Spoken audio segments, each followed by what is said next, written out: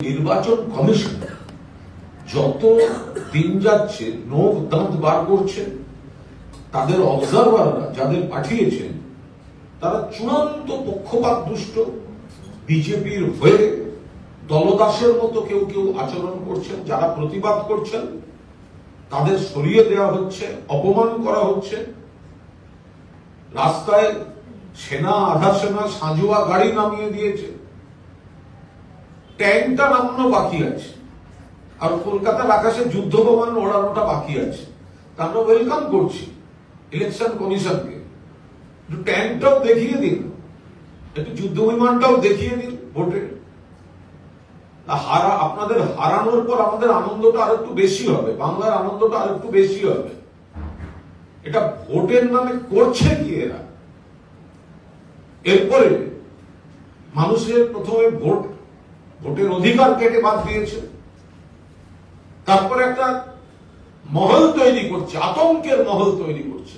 আর তার মধ্যে আবার যাদের পাঠাচ্ছে তাদের বলে দিচ্ছে বিজেপি কর্মীদের সঙ্গে, বিজেপি প্রার্থীদের সঙ্গে, বিজেপির এজেন্টদের সঙ্গে গোপনে মিটিং করুন। গোপনে কি কি করতে হবে বিজেপিকে? আরে এত কিছু করেও তো 30 থেকে 40টায় তোলার চেষ্টা। বিজেপি তো গোহারা হারছে, 250-এর বেশি সিট নিয়ে মমতা বন্দ্যোপাধ্যায় মাননীয় মুখ্যমন্ত্রী ফিরছেন। ডায়মন্ড হারবার একজন পুলিশ অবজারভার ডায়মন্ড হারবার বিধানসভা কেন্দ্র 143 police observer পারমা Smith Purushottam Das. কি চান লোকটা?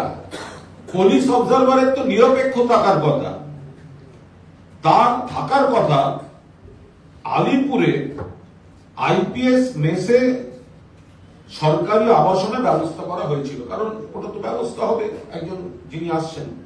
তার বদলে তিনি গিয়ে সাগরিকা হোটেলে 208 নম্বর ঘরে গিয়ে উঠেছেন। Police observer diamond Harbour, Sagarika hotel 208 নম্বর ঘর। ওই হোটেলে থাকার সময় দেখা যাচ্ছে তিনি 142 মগরাহাট পশ্চিম বিধানসভা কেন্দ্রে বিজেপি প্রার্থী গৌর ঘোষের সঙ্গে ব্যক্তিগত বৈঠক করছেন। আবার সেখানে দেখা যাচ্ছে বিজেপির প্রার্থী, বিজেপির এজেন্ট, তারা পুলিশ অবজারভারের সঙ্গে মিটিং করতে আসছে। এই যে গৌর ঘোষের সঙ্গে তিনি মিটিং করলেন, এই বৈঠকটা কোন অফিসিয়াল ডকুমেন্ট রাখলেন না, কিন্তু সেটা জানা গেল।